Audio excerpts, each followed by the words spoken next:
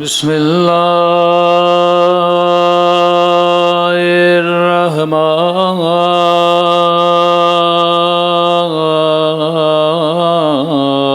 الرحیم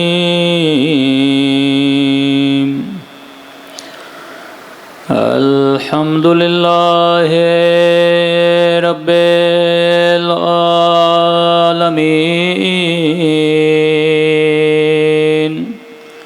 الحمد للہ کما هو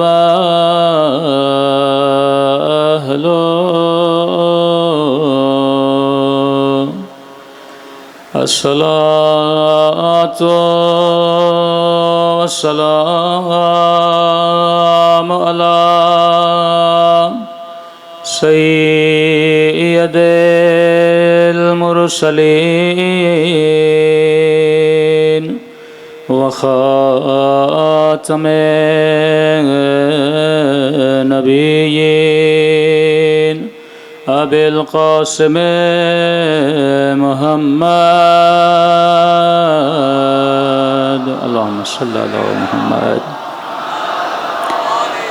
وعلى آله الطيبين الطاهرين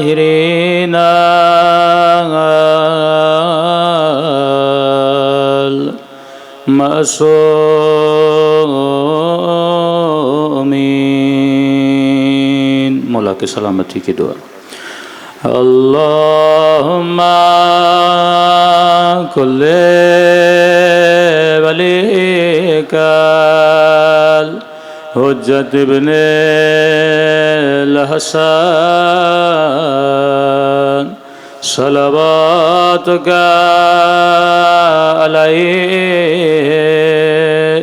وعلی آبائه في هذه الساعة وفي كل وليا وحافظا وقائدا ودليلا وانا حتى تسكنه أرضك طوعا وتمتعه فيها برحمتك يا أرحم الراحمين صلوات پڑھے محمد وآلہ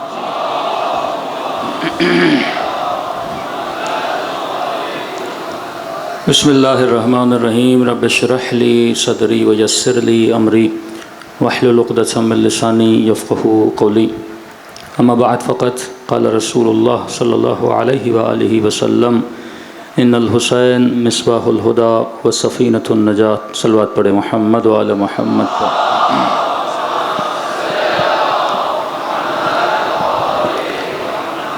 دعا ہے پروردگار عالم ہم سب کی عبادتوں کو اپنی بارگاہ میں قبول فرمائے اور جس مقصد زندگی کی خاطر اس فرش عزا پہ جمع ہوئے خدا ان مقاصد میں بھی ہم سب کو کامیابیاں نصیب فرما دے۔ مسلسل آپ کی خدمت میں عرض کر رہے ہیں کہ کربلا ایک تحریک کا نام ہے، کربلا ایک تہذیب کا نام ہے، کربلا قصے کا نام نہیں، کربلا کہانی کا نام نہیں، کربلا صرف ایک سرزمین کا نام نہیں کہ جس کو لوگ یاد کریں، کربلا زندگی گزارنے کے اصولوں کا نام ہے۔ ہم نے عرض کیا کہ اہل بیت کی زندگی کے 3 پہلو ہیں۔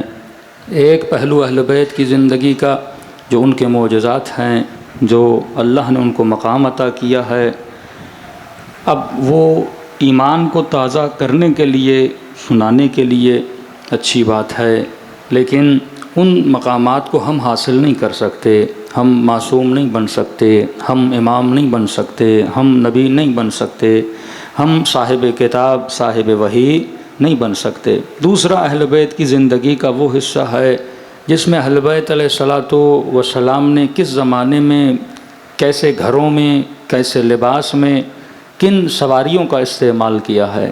اب ظاہر وہ اپنے زمانے کے حساب سے گھوڑوں کو، گدھوں کو استعمال کیا کرتے تھے۔ اب بندہ یہ بولے کیونکہ وہ گھوڑے اور گدھے استعمال کرتے تھے لہٰذا ہم بھی گھوڑے اور گدھے استعمال کریں گے، تو یہ خلاف عقل ہے۔ تو ایک تو رہن سہن، کون سے برتن، کون سے کپڑے، کون سی سواریاں، کون سے کھانے کھاتے تھے، ہاں اگر حکم معصوم ہے تو وہ ہمارے لیے قابل عمل ہے، لیکن انسان یہ بولے کہ جس طرح وہ رہتے تھے اس طرح ہم رہیں گے تو یہ خلاف حکمت ہے۔ اب ظاہر ٹیکنالوجی اتنی بڑھ گئی، گھروں کی بناوٹ بدل گئی، ہاں جو اصول اہل بیت نے بتائے ہیں، اصل جو میرے لیے پریکٹیکل اہل بیت کی زندگی ہے وہ اہل بیت علیہ الصلاۃ والسلام کے اصول ہیں، جن اصولوں کو میں فالو کروں گا۔ اب دیکھیے جو لوگ مجلس سننے آتے ہیں وہ بھی تین طرح کے لوگ ہوتے ہیں۔ پہلے وہ لوگ جو مجلس میں آ کر اہل بیت کے اصول سیکھ کر اپنی زندگی کو بنانا چاہتے ہیں، اہل بیت کی مجلس میں آ کر بلندیوں کی سیڑھیوں پہ چڑھ کر لقاء اللہ کی منزل تک پہنچنا چاہتے ہیں۔ دوسرا وہ گروہ ہے مجلس میں آنے والا، شیعہ ہے، رسمی پتہ ہے محرم آ چکا ہے، فارملٹی کے لیے مجلس میں آنا چاہتا ہے۔ اب یہ نہیں کہ اس کا آنا بھی کسی فائدے سے خالی ہے، نہیں، وہ آ رہا ہے یقیناً اس فرش عزا سے کچھ لے کر جائے گا، لیکن رسول فرماتے ہیں کہ جو بندہ جس بھی محفل میں جاتا ہے تین نیتیں کر کے جائے۔ ایک نیت میں جس محفل میں جا رہا ہوں وہ محفل میرے لیے نفع مند ہو، جو علم میں حاصل کرنے جا رہا ہوں وہ علم کون سا ہو، علم نافع ہو۔ دوسری نیت یہ کریں کہ جو علم میں نے حاصل کیا خدا اس علم پر عمل کرنے کی مجھے توفیق عطا کرے۔ تیسری نیت میں یہ دعا کرے کہ پروردگارا جو سنا عمل کیا اس عمل کو مقام قبولیت بھی عطا کرے۔ اب کئی ایسے لوگ ہیں شیعہ ہیں، مولا کے ماننے والے ہیں، اب ظاہر ہوتا یہ ہے کہ بندہ اگر شیعہ ہو تو اس کا ہمسایہ بھی تو اس سے پوچھتا ہے نا کہ بھائی محرم آ گیا، کہیں مجلس سننے گئے کہ نہیں گئے، تو بندے نے بتانا ہوتا ہے ہاں بھائی میں بھی مجلس گیا تھا۔ اگر گھر بیٹھ جائے تو ہمسایہ بھی برا مانتے ہیں، اگر گھر بیٹھ جائے تو اپنے لوگ بھی کیا کرتے ہیں، برا مانتے ہیں، لہٰذا اس نے بھی آنا ہے اور مجلس اس نے کیا کرنی ہے، سننی ہے۔ تیسرا طبقہ وہ ہے، وہ بھی شیعہ ہے، کیٹیگری وائز، ایک عمل کی خاطر اہل بیت کے زندگی کے اصولوں کو سیکھنے کے لیے آتا ہے، دوسرا وہ جو رسمی طور پر آتا ہے۔ اب مجلسیں بھی دو تین طرح کی ہیں، ایک مجلس وہ ہے جس میں اہل بیت کی ذات کا پہلا پہلو بیان ہوتا ہے، مطلب ان کے معجزات، ان کا علم لدنی، اہل بیت کے پاس مقام کون سا تھا یہ بیان ہوتا ہے۔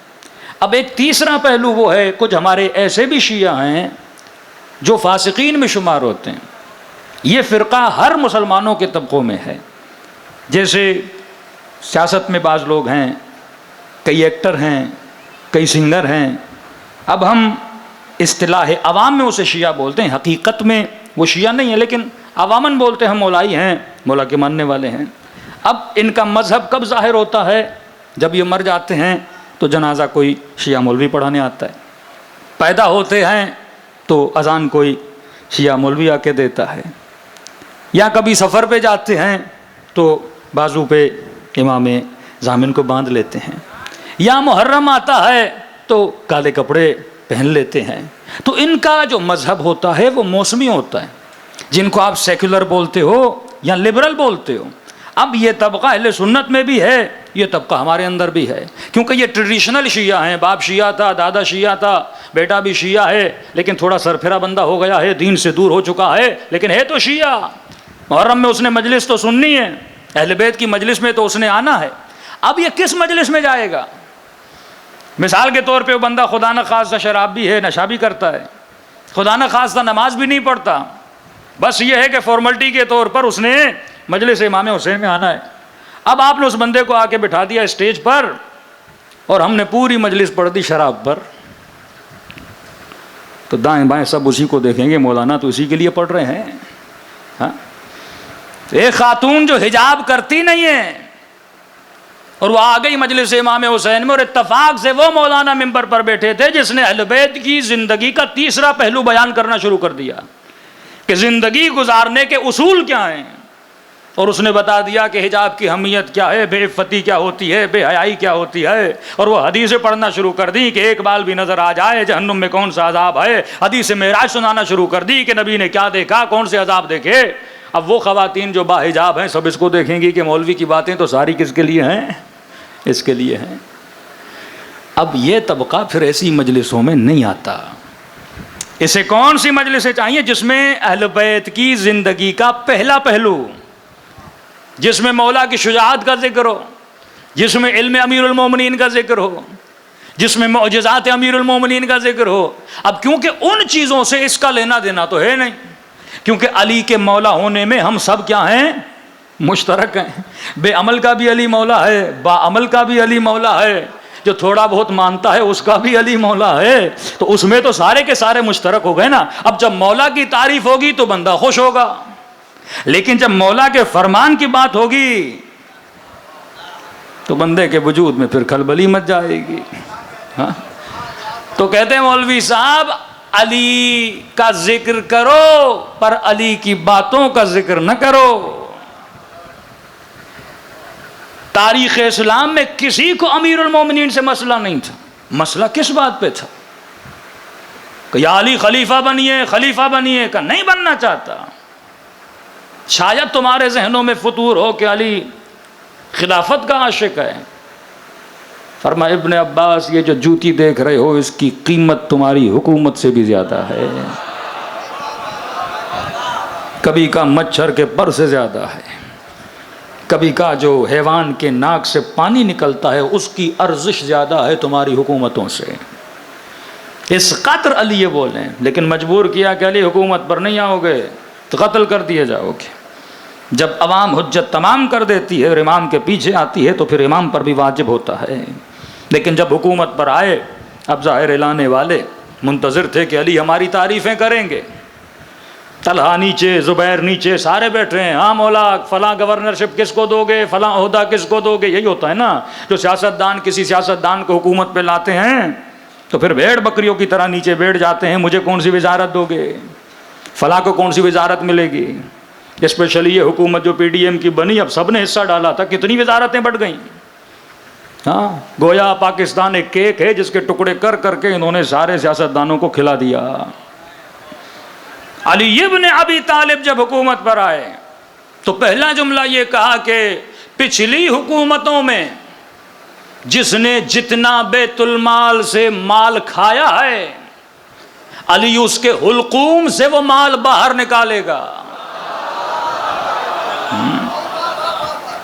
اگلے دن پرائیویٹ میٹنگ میں آئے، سخت لگی علی ابن ابی طالب کی گفتگو، کہنے لگے علی دیکھو پچھلی حکومتوں میں جو ہوا سو ہوا، آج کے بعد اگر کوئی کرپشن کرے تجھے پورا حق ہے مارنے کا۔ بعض سیاستدانوں کو بھی بولا جاتا ہے نا پچھلی چیزیں بھول جائیے، آگے جو ہوگا آپ حساب و کتاب کریے گا۔ مولا فرماتے ہیں وہ امام کیسا جو پچھلا حساب نہ لے۔ کہ میں نے پہلے دن سے کہا تھا میری عدالت عدالت مصطفیٰ ہے۔ تو مسئلہ نہ علی کی نماز سے تھا نہ علی کی عبادت سے تھا، مسئلہ عدالت علی ابن ابی طالب سے تھا، مسئلہ فرمان امیر المومنین سے تھا۔ کفار آتے تھے یا رسول اللہ ایسا کرتے ہیں کہ ایک سال آپ کے خداؤں کی عبادت کرتے ہیں، ایک سال ہمارے خداؤں کی عبادت ہو جائے گی، ہاں ایک سال آپ ایک سال ہم، پھر دیکھیں گے کس کے خدا اچھے ہیں، جن کا فائدہ زیادہ ہوگا پھر ان کو کیا کریں گے، کنٹینیو کریں گے۔ کہ حبیب کہہ دو قل یا ایھا الکافرون لا اعبد ما تعبدون، جن کی تم عبادت کرتے ہو ان کی میں عبادت نہیں کرتا۔ لکم دینکم ولی دین، تجھے تمہارا دین مبارک ہو، مصطفیٰ کو مصطفیٰ کا دین مبارک ہو۔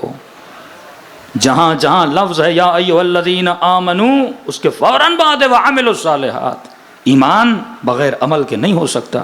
تو اہل بیت کی زندگی کا جو مضبوط ترین پہلو ہے وہ کون سا ہے؟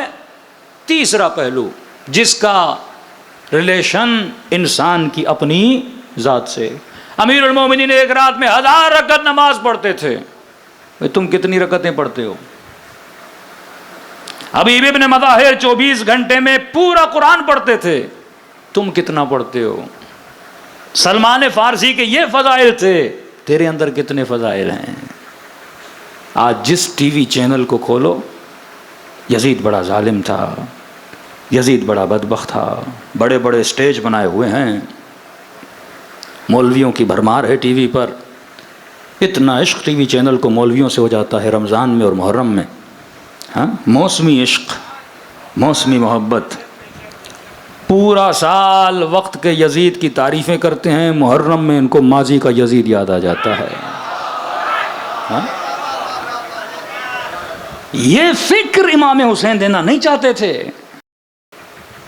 بڑا آسان ہے، بہت آسان ہے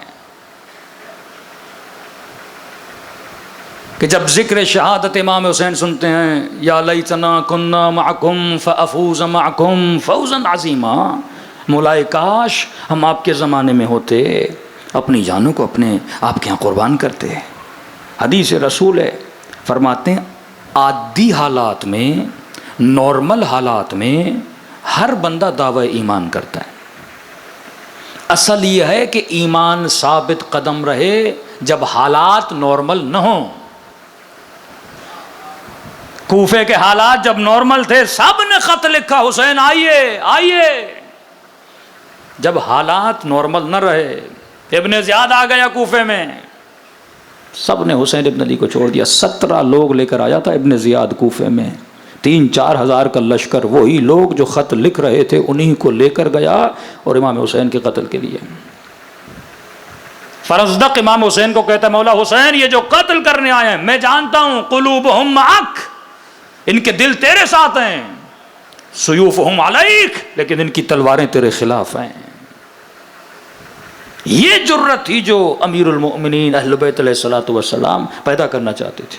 بھائی عام حالات میں تو ہر بندہ خوش اخلاق ہوتا ہے، بڑے ادب سے بات کرتا ہے. ہم یو کے سفر کے لیے گئے، ایک مومن ہمیں یہاں سے وہاں لے جاتا تھا، رات کے اندھیرے میں لیٹ نائٹ ہو جاتی تھی، بڑا خوش اخلاق. میں نے کہا اللہ ایسا اخلاق ہر مومن کو دے. اب ظاہر ہے سیٹرڈے سنڈے نائٹ آتی ہیں، انگریز شراب پی کے گاڑیاں چلاتے ہیں، کسی نے غلط گاڑی چلائی اور اس بندے کو غصہ آ گیا. مجھے یقین نہیں آ رہا تھا یہ وہی بندہ ہے جو خوش اخلاق تھا. ایسی اس نے انگریزی میں اس کو گالیاں دی، ماں بہن کی گالیاں، اور جو اس کے منہ میں آتا کیا.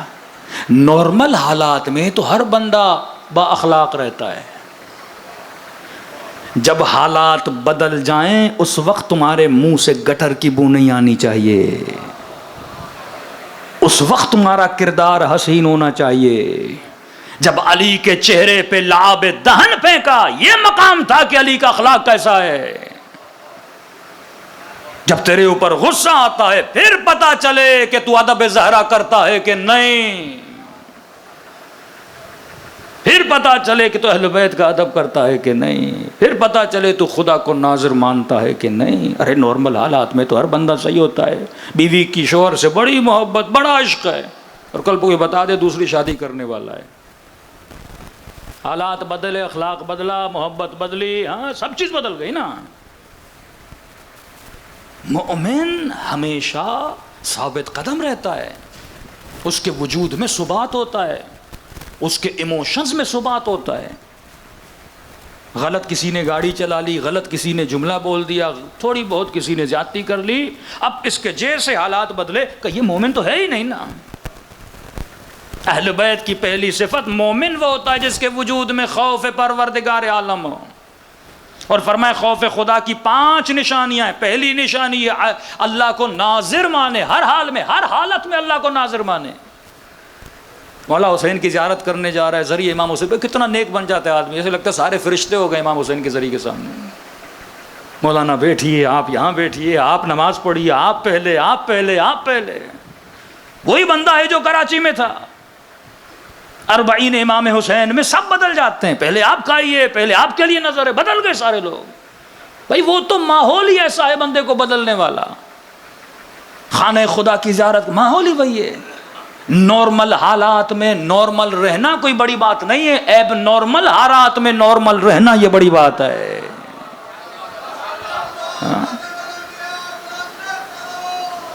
اللہم صلی علی محمد. فرمایا اللہ کو ہر حال میں ناظر مانے. رسول فرماتے ہیں جو نجات چاہتا ہے وہ سرًا وعلانیہ، یہ نہیں کہ لوگوں کے سامنے، تنہائیوں میں بھی جائے تو اللہ کو کیا مانے؟ ناظر مانے. اچھا بعض اوقات جو ہمارے کانسیپٹس ہوتے ہیں وہ بڑے غلط ہیں. جو متدینین ہیں وہ بھی یہ سمجھتے ہیں بھائی نماز پڑھوں خوف خدا، روزہ رکھوں خوف خدا، اپنا سچ بولوں خوف خدا، چلو اچھی بات ہے، لیکن کئی ایسی چیزیں جو ہمارے ذہنوں میں بھی نہیں ہوتی. بنی اسرائیل کا عابد تھا، زاہد تھا. یہ عابد کہتا ہے کہ ایک ایسا وقت آ گیا کہ اب عبادت میں دل نہیں لگ رہا تھا. کبھی کبھی یہ حالات انسان پہ آتے ہیں. نماز پڑھتا ہے بڑا مزہ آتا ہے، لطف آتا ہے، دعائے کمیل پڑھتا ہے مزہ آتا ہے، لیکن کبھی کبھی مصلی پہ آتا ہے دل کرتا ہے اٹھ کے چلا جاؤں، مزہ ہی نہیں آتا آدمی کو. وہ لطف وہ سکون انسان کو نہیں ملتا. کہتا ہے گویا آنکھیں خشک ہو گئیں، اللہ کی دربار میں جاؤں مناجات کروں پر آنکھوں سے آنسو نکل ہی نہیں رہے. جب بندوں پہ ایسے حالات ہوتے ہیں نا، کہتے ہیں فوراً خدا سے رجوع کیا کرو. کیسا کیوں ہو رہا ہے؟ کبھی لذت، تبھی حضرت موسیٰ کو کہا نا پروردگار عالم نے کوہ طور پہ، موسیٰ میرے بندے کو بتا دو میرا سب سے بڑا عذاب یہ نہیں کہ میں تجھے بے اولاد بناؤں، میرا سب سے بڑا عذاب یہ نہیں کہ میں تمہارا مال تجھ سے چھین لوں، میرا سب سے بڑا عذاب یہ نہیں کہ تو بیمار پڑ جائے.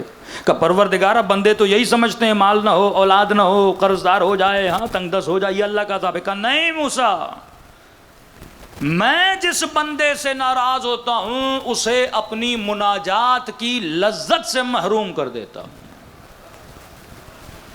پھر مصلی عبادت پہ نہیں بلاتا، پھر لذت نہیں ملتی، پھر تہجد کی نمازوں کے لیے نہیں اٹھاتا. ایسے خود عبادت کرنا خوف خدا کی ایک نشانی ہے نا، کہ جس کا میں عاشق ہوتا ہوں اس کو اتنا اپنی محفل میں بلاتا ہوں. اب تاریخ اٹھا کر دیکھ لیجئے، کسی اور کا لقب زین العابدین نہیں، صرف حسین کے بیٹے کا لقب ہے. سید الساجدین، زین العابدین. امام حسین آتے ہیں رسول خدا سے ملے، فرماتے السلام علیک یا ابتا یا جدہ. نبی فرماتے وعلیک السلام وعلیک السلام یا زین السماوات، اے آسمانوں کی زینت تجھ پر بھی میرا سلام ہو. ابی ابن کعب بیٹھے تھے، کہنے لگے یا رسول اللہ آسمانوں کی زینت تو آپ ہیں، آپ حسین کے لیے بول رہے ہیں. فرمایا یا ابی، زمین والے حسین کو اتنا نہیں جانتے جتنا آسمان والے حسین کو جانتے ہیں. زمین میں حسین کی اتنی پہچان نہیں ہے، جتنی قدر جتنی قیمت حسین کی کہاں پر ہے؟ سماء اللہ میں ہے. اور حدیث رسول بھی ہے کہ خدا جس بندے سے محبت کرتا ہے اور وہ بندہ پریشان ہوتا ہے کہ یہ نعمت کیوں چھینی گئی، خدا اسے خواب کے عالم میں اشاروں میں بتاتا ہے. یہ خواب کی بڑی اہمیت ہے. خواب کے ذریعے سے بتاتا ہے کہ میں تجھ سے ناراض کیوں ہوں، خواب کے ذریعے سے بتاتا ہے کہ تم نے خطا کون سی کی ہے. یہ عابد رویا گڑ گڑایا، رات کو خواب کے عالم میں اس نے اللہ کے فرشتے کو دیکھا کہ اتنے دنوں سے تو پریشان ہے، تجھے عبادت میں مزہ کیوں نہیں مل رہا، لذت کیوں نہیں آ رہی. فرمایا شکا من کا عصفور، اللہ کی دربار میں تجھ سے شکایت کی ہے ایک چڑیا نے. یہاں بندہ بندوں کو ناراض کر دیتا ہے، آج تک آپ نے چڑیا کا سوچا ہے؟ کہتا نیند سے اٹھا، کیونکہ اس نے پورا محاسبہ کیا تھا، نمازیں اپنی جگہ پہ، اخلاق، کردار، رفتار، صلہ رحمی، بہن بھائی بچے دوست، اس کو کوئی خطا نہیں مل رہی تھی. خواب کے کہا کہ شگا من کا عصفور، تجھ سے ایک چڑیا نے شکایت کی ہے. اچانک اس کو یاد آیا کہ ایک دن کمرے میں بیٹھا تھا، کھڑکی پہ چڑیا آئی اور اس کے بیٹے نے ڈیمانڈ کی کہ بابا میں اس چڑیا کے ساتھ کھیلنا چاہتا ہوں. کہتا ہے میں نے کھڑکی بند کی، وہ چڑیا بیچاری کمرے کے اندر 2 گھنٹے چڑیا کبھی ادھر دوڑے کبھی ادھر دوڑے، اسے تکلیف ہو رہی تھی اور ہم مزے لے رہے تھے. اس مجبور لاچار حیوان نے اللہ کی دربار میں کیا کی؟ شکایت کی. تبھی علی کہتے ہیں خدا گواہ رہنا میں نے کبھی کسی چونٹی کے منہ سے بھی گندم کا دانہ نہیں چھینا. ایسے عبادتوں میں لذت نہیں ملتی. رسول خدا فرماتے ایک مومنہ دنیا سے چلی گئی. قرآن کیا ہے نا اپنے زیارتوں میں پڑھتے ہو بے سبعین طباقہا بجرمہ بجریرۃ دعائکم علم میں. فرمایا اس خاتون کو اللہ نے محبوس کیا ہے, ایک جیل میں ڈال دیا ہے مرنے کے بعد. یا رسول اللہ اس کا کون سا گناہ تھا کہ اس نے اپنی زندگی میں ایک بلی کو غصے میں آ کے کمرے کے اندر کیا کر دیا تھا, بند کر دیا تھا. کئی جوان آتے ہیں گھر میں کبوتر رکھتے ہیں, چوزے رکھتے ہیں, ہاں بلی آتی ہے کبوتر اٹھا کے لے جاتی ہے. کہتے ہیں مولانا ایسا جوتا مارا اس بلی کو, ہاں زوردار ایسا پتھر مارا تو اسے پتہ لگ گیا ہوگا کہ میرا کبوتر لے کے جا رہی ہے. بندے خدا تو اتنے بکرے کھا گیا, اتنی مرغیاں کھا گیا, تجھے تو کسی نے جوتا نہیں مارا. وہ چیز اللہ نے اس کے لیے حلال کی ہے, وہ چیز اس کی ضرورت ہے. اس کے بجائے کہ اپنی چیزوں کی حفاظت کرے تو کسی اور کو اذیت دے رہا ہے. مثقال ذرۃ خیرا یرہ ومثقال ذرۃ شرا یرہ. ذرے ذرے کا اللہ کی دربار میں حساب ہے. تو میں کہتا ہوں وہ اے مسلمانوں, جب ایک چڑیا کو تکلیف دینے کی سزا ہے تو جس نے حسین کی بچیوں کو تکلیف دی اس کے لیے تو آ کر پوچھتا ہے کہ کیا خدا یزید کو عذاب کرے گا کہ نہیں. اللہ کی مرضی ہے, جسے چاہے جہاں رکھے. پھر قرآن کی آیتوں کی چھٹی کروا دو, ایک نیا دین بنا دو. جسٹ لائک پاکستان, نہ سزا ہو نہ جزا ہو نہ حساب ہو نہ کتاب ہو نہ کوئی قانون ہو. جس کی لاٹھی اس کی بھینس. اللہ کی دربار میں تو ایسا نہیں ہے نا, وہاں ہر چیز کا حساب و کتاب ہے, نہ صرف انسانوں کا. فرمایا جو اللہ کو ناظر مانے, چھپ کر بھی لوگوں کے سامنے بھی, یہ نشانی ہے خوف پروردگار عالم کی. صلوات پڑھے محمد والا.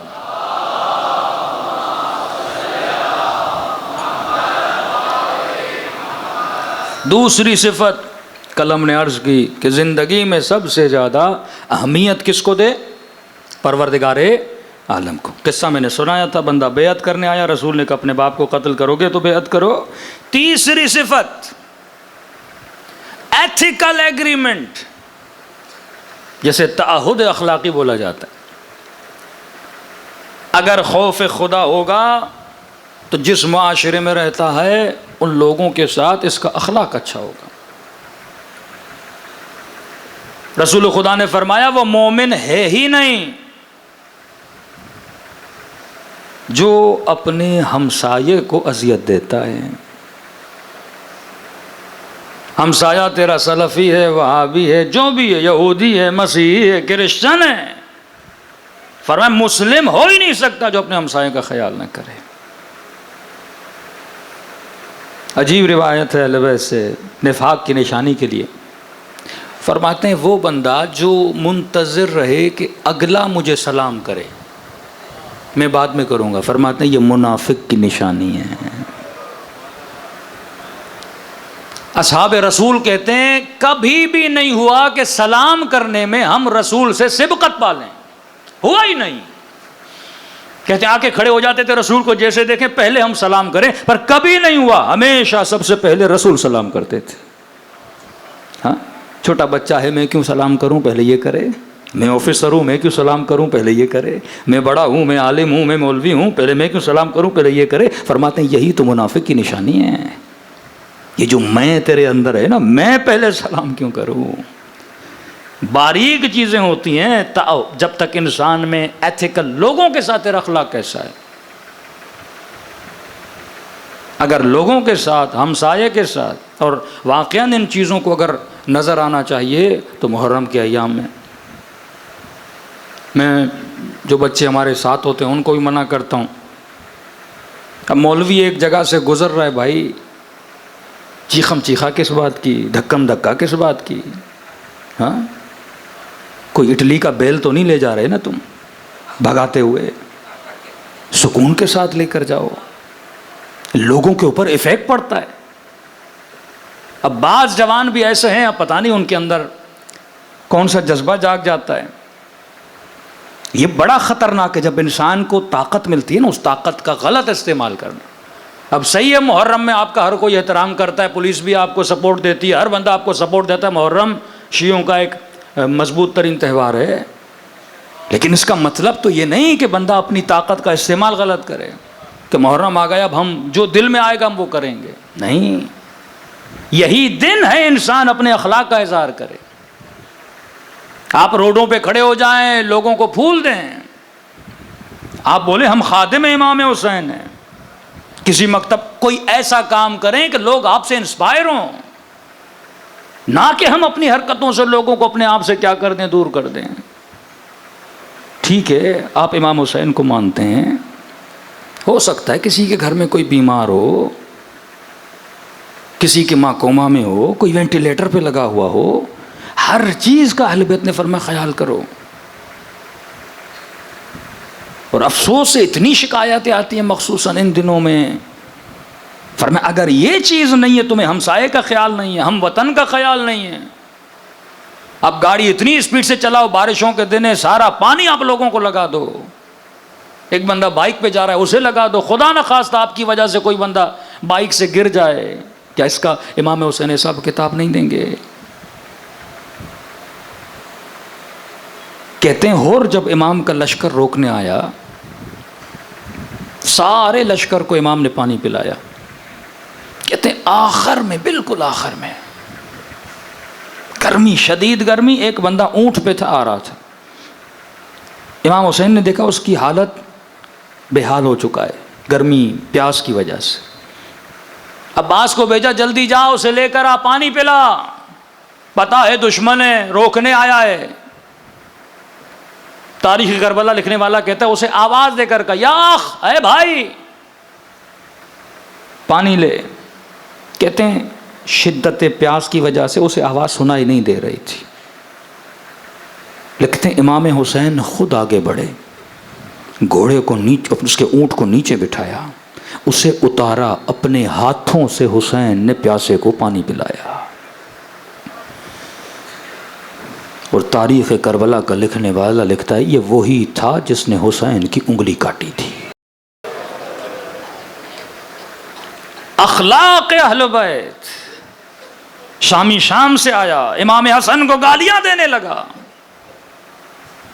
اصحاب نے کہا مولا آگے بڑھتے ہیں, اس کو دبوچتے ہیں. کہا نہیں, بولنے دو, بولنے دو. کتنا بولے گا, کتنی طاقت ہے انسان میں بولنے کی. میں بھی جواب دوں تو میں بھی اسی جیسا ہو گیا نا. بول بول کے جب تھک گیا تو مولا حسن نے کہا تھک چکا ہے, ایک گلاس پانی کا پلاؤ اسے. کہ اب بھی کچھ باقی ہے. کہ جتنا بغض ہے پہلے سے نکالنے دو, کیونکہ اس کا قصور نہیں ہے, جس نے بھرا ہے اس نے بھر کے بھیجا ہے, نکالنا تو ہے اس نے, نکالنے دو. سب کچھ نکالا اس نے. اب کہا کہ اے میرے مسلم بھائی, اگر بھوکے ہو تو حسن تجھے کھانا کھلائے, اگر رہنے کے لیے جگہ نہیں تو تجھے گھر دوں, اگر مقروض ہو تو حسن تیرا قرض ادا کرے. جب یہ اخلاق دیکھا, کہتا میں نے سنا کچھ تھا, دیکھ کچھ رہا ہوں.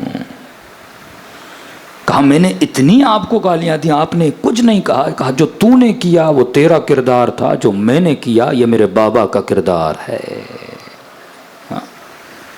معاشرے کو بدلا اپنے اخلاق کے ذریعے, اپنی رفتار کے ذریعے.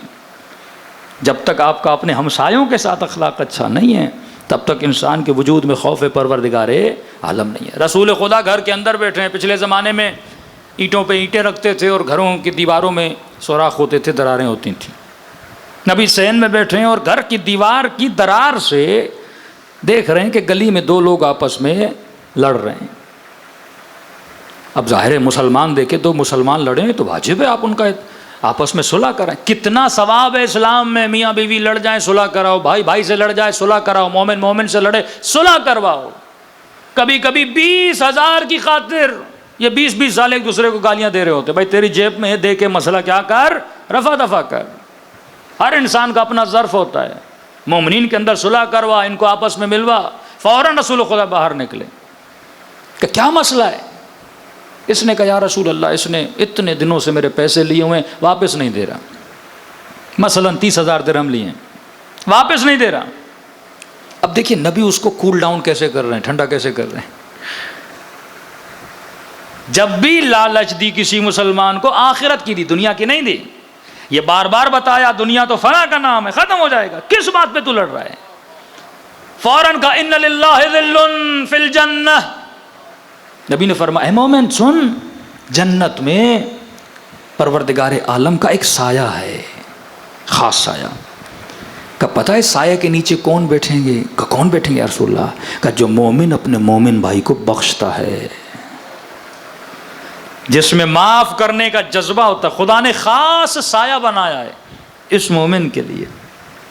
اس نے فوراً کہا یا رسول اللہ وہبت لہ ثلثا، میں نے تیسرا حصہ، اگر 30,000 درہم تھا تو 10,000 میں نے معاف کیے، اور 10,000 کی میں نے اسے 1 سال کی مہلت دی کہ یہ 1 سال بعد دے، لیکن یا رسول اللہ مجھے بھی تو کچھ ضرورت ہے، کم از کم 10,000 تو لے کر دیں مجھے۔ اسی وقت نبی نے اس کے لیے دعا کے لیے ہاتھ بلند کیے کہ خدا ایسے مومنوں پر اپنی رحمتوں کو نازل کرے۔ اگر اخلاق اہل بیت نہیں ہے، اگر ہمسایہ کے ساتھ، بھائیوں کے ساتھ، مومنوں کے ساتھ تیرا اخلاق اچھا نہیں ہے تو یہ خوف خدا کی نشانی نہیں ہے۔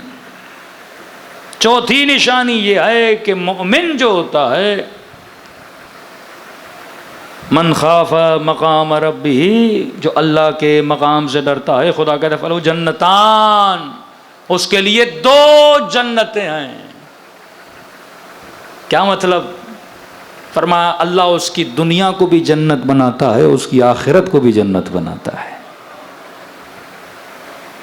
اصحاب یزید کہتے ہیں ہم حسین کو دیکھ رہے تھے، جیسے جیسے ظہر عاشور قریب آتی تھی ویسے ویسے حسین کے چہرے پہ ایک نگاہ شوق بڑھتی جاتی تھی، جیسے بندہ کوئی اپنے بڑے سے بڑے محبوب کی ملاقات کے لیے روانہ ہو رہا ہو۔ اکبر کے لاشے پہ دیکھا سر کے بال سفید ہو چکے تھے، عباس کے بازو اٹھائے گویا کمر ٹوٹ چکی تھی، لیکن جیسے وقت شہادت قریب آ رہا تھا نا، کہ عجیب خوشی حسین کے چہرے پر تھی کہ یا ایھۃ النفس المطمئنہ ارجعی الی ربک راضیۃ مرضیہ۔ جب انسان اس مقام اطمینان پہ پہنچ جائے نا، کل میں نے مثال دی تھی، جو قانون سے ڈرتا ہے پھر وہ پولیس والے سے نہیں ڈرتا۔ پولیس سے کون ڈرتا ہے؟ جو قانون سے نہیں ڈرتا۔ جو اللہ کے قوانین سے ڈرتا ہے پھر خدا کی مخلوق سے نہیں ڈرتا۔ حدیث قدسی بھی ہے کہ جو مجھ سے ڈرتا ہے میں اس کا خوف بندوں کے دلوں میں ڈال دیتا ہوں۔ امام خمینی رحمۃ اللہ علیہ کے لیے مشہور ہے، شاہ کے سپاہی سباک کہتے جب خمینی کو پکڑنے گئے تو یہ خود ساواک کا بندہ کہتا ہے کہ پکڑنے خمینی کو گئے تھے، ہاتھ ہمارے کانپ رہے تھے۔ خدا ایک ابوہت پیدا کرتا ہے، جاہ جلال پیدا کرتا ہے۔ تکو تنہا عباس ہیں، 4,000 لوگ حضرت عباس پہ حملہ کر رہے ہیں پر ڈر رہے تھے۔ یہ ابوہت کہاں سے آتی ہے؟ علی بن ابی طالب کی ابوہت، کیونکہ وجود خوف پروردگار عالم سے بھرا ہوا ہے۔ وقت کی کمی ہے کیونکہ لوگ بعض شکایت کریں، مطلب مصائب کم رہتے ہیں۔ انشاءاللہ کل باقی صفات ہم بیان کریں گے، 2 صفات باقی ہیں۔ فرمایا آدھی رات کا وقت تھا، امام زین العابدین فرماتے میں نے دیکھا میری پھپھی زینب وضو کرتی ہیں۔ دیکھیے باتیں جوک نہیں ہیں، مذاق نہیں ہے کہ بندہ مجلس میں سنے کہ ظہر عاشور، مولا کا صحابی آتا ہے، مولا وقت نماز، ایک اللہ تجھ پہ رحمت نازل کرے، تو نے نماز کو یاد کیا۔ 1 رکعت پڑھیں، دوسرے کھڑے رہیں، پھر وہ 1 رکعت ختم ہو، پھر دوسرے بیٹھیں، وہ نماز تمام کریں، اور اتنے میں 17 تیر سعید کو لگ جائیں، اور یہ سنیں کہ حسین کی زندگی میں نماز کیا تھی، اور اس کے لیے نماز کی کوئی ویلیو نہیں ہے۔ کیا تو کوئی لطیفہ سن کے آیا ہے؟ کیا تو کوئی جوک سن کے آیا ہے؟ زندان شام میں آدھی رات کا وقت ہے، امام سجاد فرماتے ہیں پھپھی اماں نے وضو کیا، تہجد کے لیے آئیں، لیکن عجیب منظر دیکھا کہ بیٹھ کے نماز پڑھ رہی ہیں. پہلی مرتبہ پھوپھی بیٹھ کے نماز پڑھ رہی ہیں. پورے سفر میں بیٹھ کے نہ پڑھی. اسلام کا حکم ہے جب تک شدید تکلیف نہ ہو، لا یکلف اللہ نفسا الا وسعها. طاقت ہے کھڑے ہو کر پڑھ، اب نہیں توانائی نہیں طاقت، تکلیف ہے، پھر اجازت ہے بیٹھ کے پڑھنے کی. فرمایا پھوپھی اماں کوئی تکلیف ہے؟ فرمایا سجاد میرے لال، زندان میں کھانا بہت کم آتا ہے، میں سارا کھانا بچوں میں تقسیم کر دیتی ہوں. اب زینب کے بدن میں طاقت نہ رہی کہ کھڑے ہو کر نماز پڑھیں.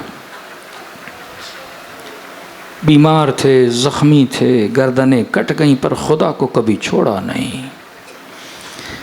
حسین کے ساتھ رہنے کا مطلب یہ ہے خدا کی الفت پیدا کرنا، عشق پیدا کرنا. اور عشق خدا نہ آئے پھر بندہ سوچے کہ واقعاً میں کیا کر رہا ہوں. دلوں کو کربلا لے کر چلیں، سلام کریں ان مظلوم ہستیوں پہ جن کی خاطر ہماری نسلوں نے دین سیکھا. السلام علی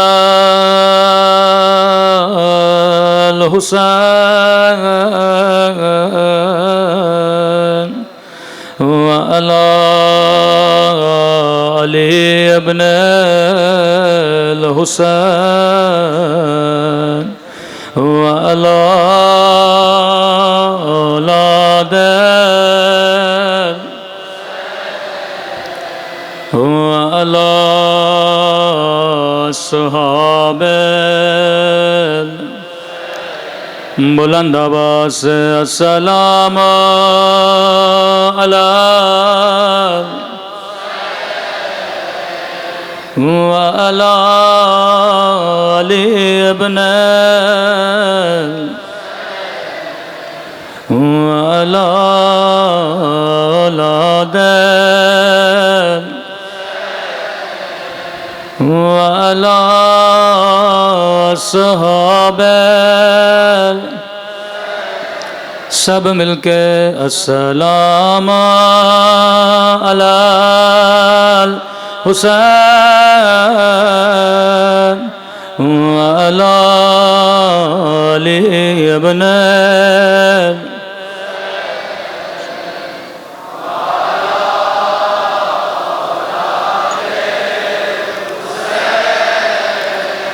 وعلی صحابہ.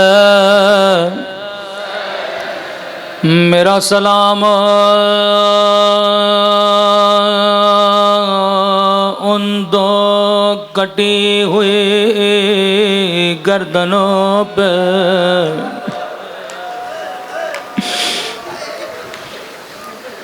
جن کو ماں نے کبھی گودی میں لے کے پیار نہ کیا.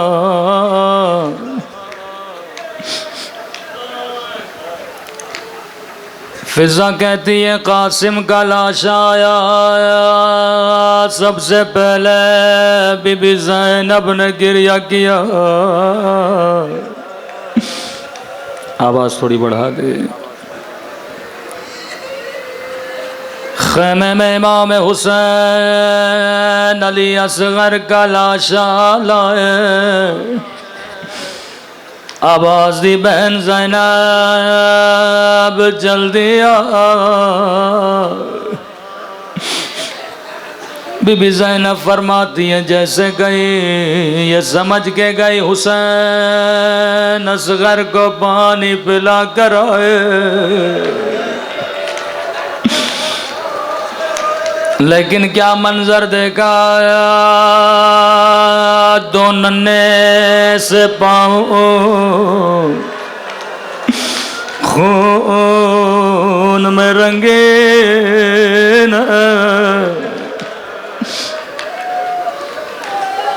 ہر شہید کے لاشے پہ سب سے پہلے بی بی زینب پہنچی تھی.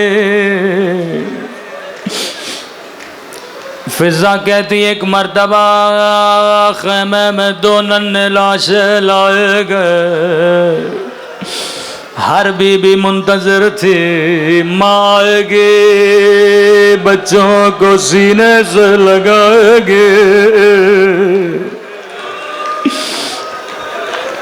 لیکن کہیں بھی زینب نظر نہیں آئی۔ فضا کہتی ہے ڈھونڈتے ڈھونڈتے خیمے کے در پہ پہنچے، کیا دیکھا بی بی زینب کا سر سجدے میں ہے،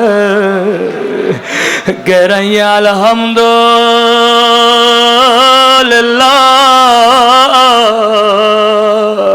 اے خدا تیرا شکر ہے، تو نے میری قربانی قبول کی۔ خیمے سے نکل کے اپنے بچوں پہ کبھی گریہ نہ کیا۔ قافلہ کربلا سے کوفہ چلا، پورے سفر میں ہر کٹی ہوئی گردن کو دیکھتی تھی، کبھی عباس کو دیکھ کے عباس کا نوحہ پڑھتی تھی، کبھی کہتی تھی لوگوں یہ دیکھو یہ میرے اکبر کا سر ہے، جس نے نانا کی زیارت کرنی ہے وہ میرے اکبر کو دیکھے۔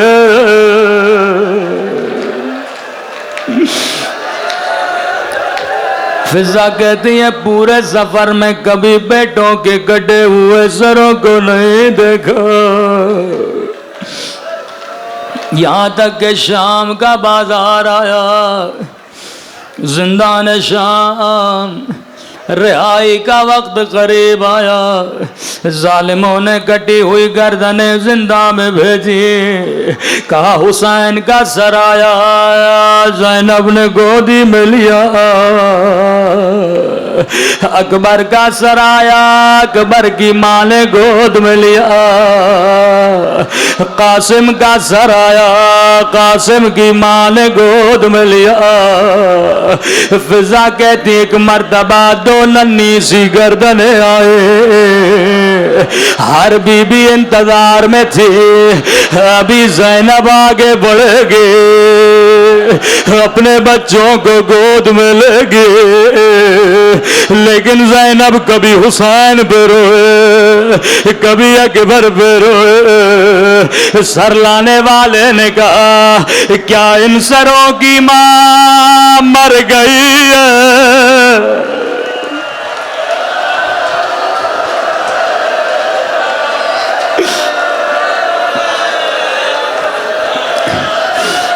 کیا ان سروں کی ماں مر گئی ہے؟ فضا نے کہا مجھے دو یہ میرے بیٹوں کے سر، ننھی ننھی گردنیں بی بی زینب کے سامنے لے گئے، کہنے لگی آقا زادی کیا بچوں سے کوئی غلطی ہوئی ہے؟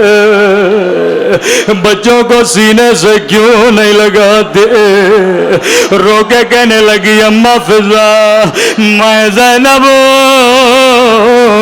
میں علی کی بیٹی ہوں، او زینب جو ایک مرتبہ دے دے پھر واپس نہیں لاتی۔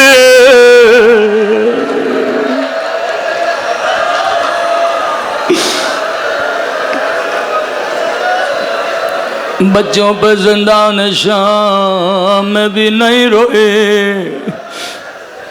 قافلہ کربلا پہنچا، حسین کے قبر پہ گریہ کیا، اکبر پہ گریہ کیا، عباس کا ماتم کیا، لیکن فضا کہتی ہے بچوں پہ نہیں روئی۔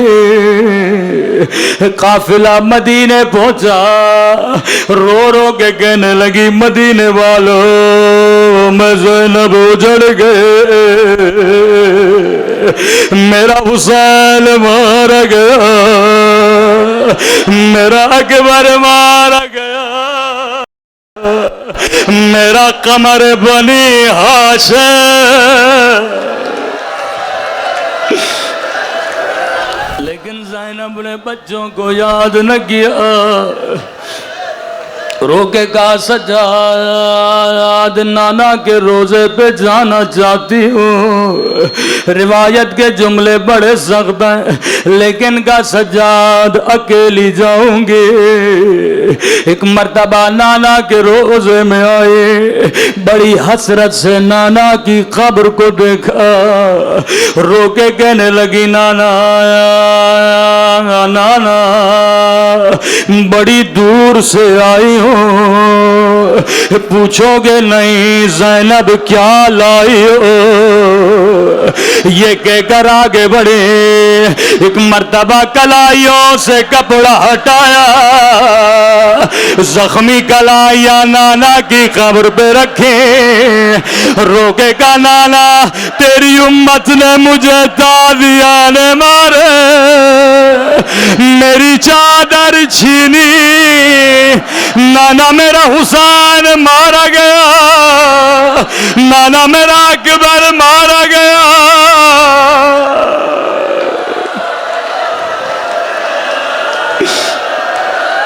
لیکن فضا کہتی ہے زینب نے بچوں کو یاد نہ کیا، نانا کے روزے سے باہر آئے، سیدھا جنت البقیع ماں کی قبر پہ پہنچی، کوئی لمبے مصائب نہیں پڑے، زینب نے خون بھرا، کرتا نکالا، ماں کی قبر پہ رکھا، عجب نہیں زلزلہ آیا ہوگا، آواز آئی زینب کرتا ہٹا، رو کے کہنے لگی اماں تو نے کرتا برداشت نہ کیا، لیکن میں نے 70 قدموں سے وہ شمر سینے پہ سوار تھا،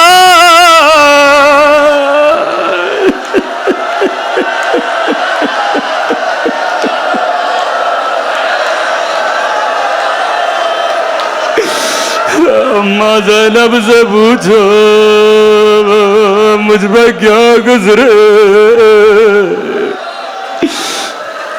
کسی نے آواز دی بی بی زینب عبداللہ بلا رہے ہیں، اب مجھے نہیں پتا کیا سوچ کے گھر جانے لگی، میری مائیں بہنیں مجلس میں موجود ہیں، سوچ رہی ہوں گی عبداللہ پوچھیں گے زینب میرے اونا محمد کا کیا ہوا، جیسے گھر کے صحن کا دروازہ کھولا، عبداللہ کی نگاہ پڑی، کہنے لگے اے بوڑھی خاتون رک جا،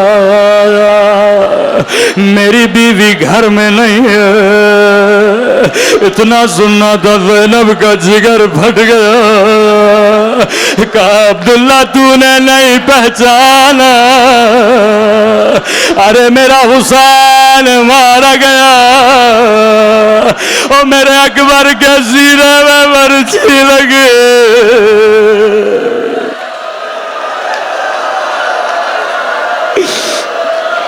یہاں پر بھی زینب نے بچوں کا نام نہ لیا، لیکن اے مومنوں کتنا صبر کرتی، زینب کے سینے میں بھی ماں کا دل تھا، گھر کے صحن پہ نگاہ پڑی، یاد آیا کبھی بچے دوڑتے تھے، کبھی بچے کھیلتے تھے، ایک مرتبہ گھر کے اندر گئے، بچوں کا کمرہ کھولا، دو ننے سے مسلح، دو ننے سے مسلح،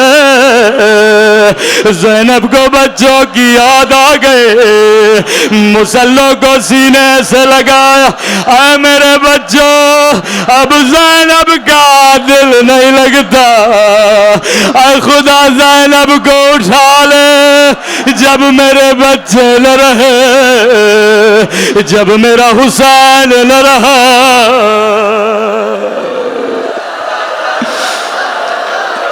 اللہ لعنت اللہ علی القوم الظالمین۔